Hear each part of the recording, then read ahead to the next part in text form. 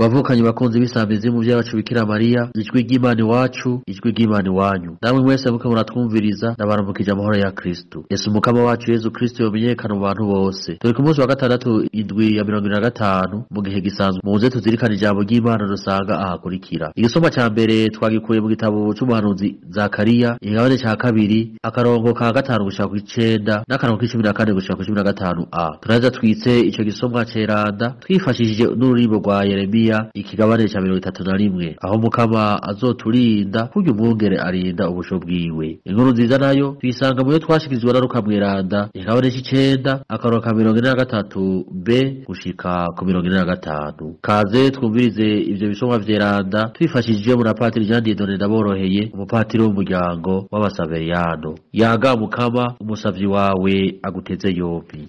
Ivyo dusoma mu gitabo c'umuhanuzi Zakariya.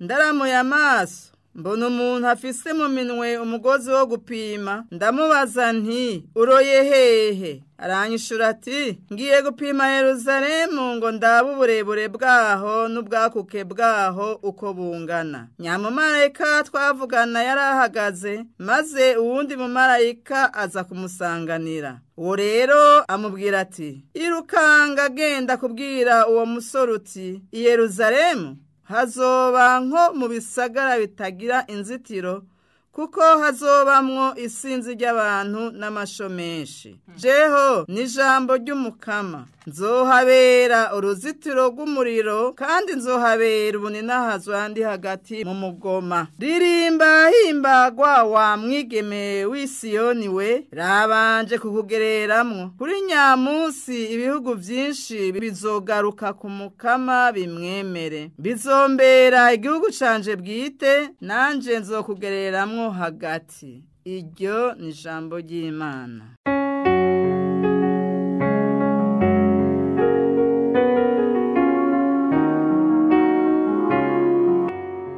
Umukama azotuzigama nk'uko umwungere aragira ubusho bwiwe.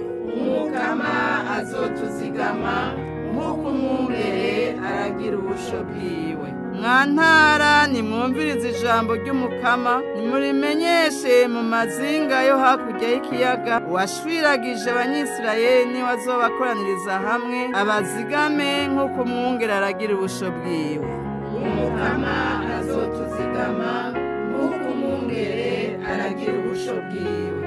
Kuko Umukama yacunguye aba Yakobo akabakura mu minwe y'ababarushije inguvu, bazoshika ku musozi wa Siyoni bavuza impundu, bazohurumbira ivyiza vy'Umukama.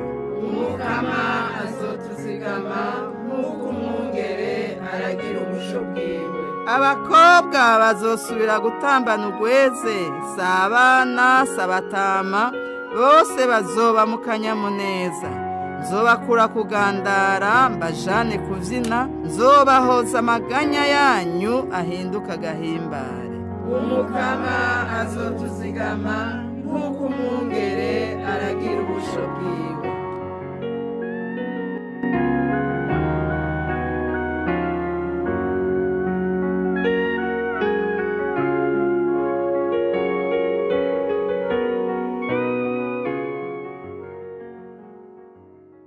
Ivyo dusoma mu nkuru nziza Yesu Kristo nkuko tuyishikirizwa na Luka mweranda. Muri rya misi bose bakiriko baratangarira ivyo yakora vyose, abwira abigishwa biwe ati mweho nimutega amatwi aya majambo, umwana w'umuntu agiye gutabwa mu minwe y'abantu. Ariko bo ntibategereye iryo jambo, ryari rifobetse kuri bo ku buryo batashoboye kuritegera, kandi baratinye kugira ico bamubaza kuri iryo jambo. Dushemeze kandi dushimagize iyi nkuru nziza ya Yesu Kristo.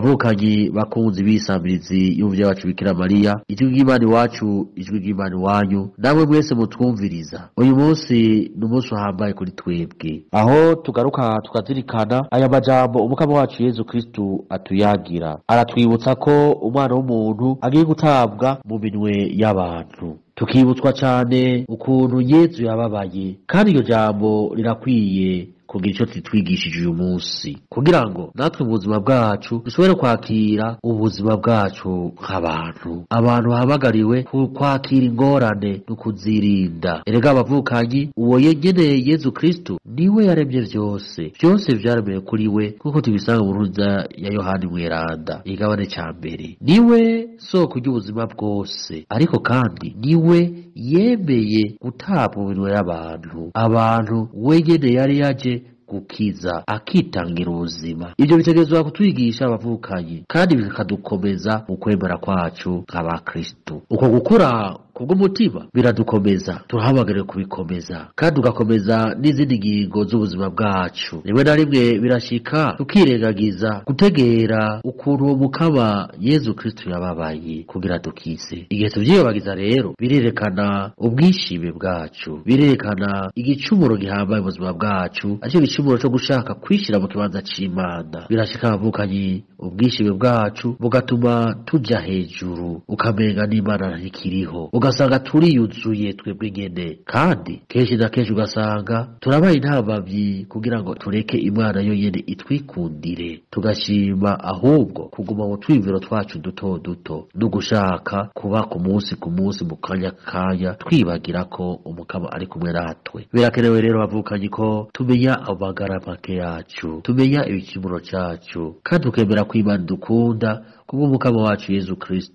We yigize umuntu nkatwe kugira ace mu mabakanda, duce mu makanda yiwe. Ikindi naco ni uko duhamagariwe kumera nk'abigishwa ba Yezu. Erega nabone bavukanyi vyarabagoye gutegera ko umwana w'umuntu aza gutabwa mu minwe y'abantu. Imitima yabo, amaso y'imitima yabo yarasa n'amaso atabona, bari bameze nk'impumyi, ntibashobora gutegera uburemere, niko novuga, canke ubuhambare, ubukomezi bw'iryo ijambo ryuzurukiza, ariko bakanatinya no kumubaza, kuko tubisanga mu nkuru nziza ya Luka Mweranda igabane 9 akarongo ka 45. Erega abavukanyi, iyo tuguruye umukama tuba tuguruye ijuru imitima yacu, ijuru rimwe aho umukama Imana mushobora byose wenyene ari, kuko ari we yaje abera intumwa, hamwe huzuye amahoro, akanyamuneza n'umumvikano. Erega nta bwishime buhari, kuko uwishima ntiyigera amenya akabikiwe, yama yibona ko ari intungane, akibagira ko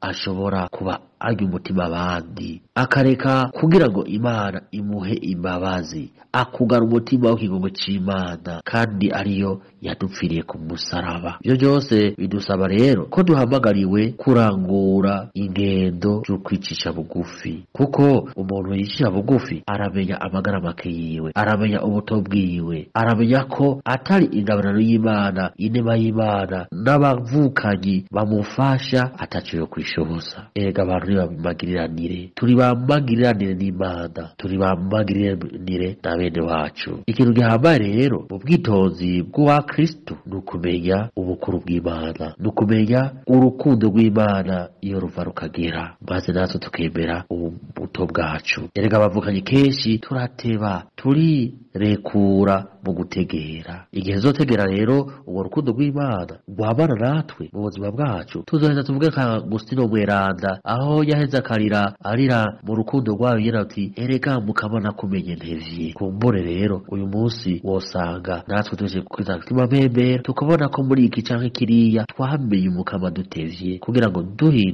duhindure umutima wacu, umubiri wacu n'ubuzima bwacu imyaka n'imyaka. Ese umuvyeyi wacu Bikira Mariya yodusabira, maze aho turi hose tukamenya kwitonda no kwisha bugufi mu buzima bwacu. Amen.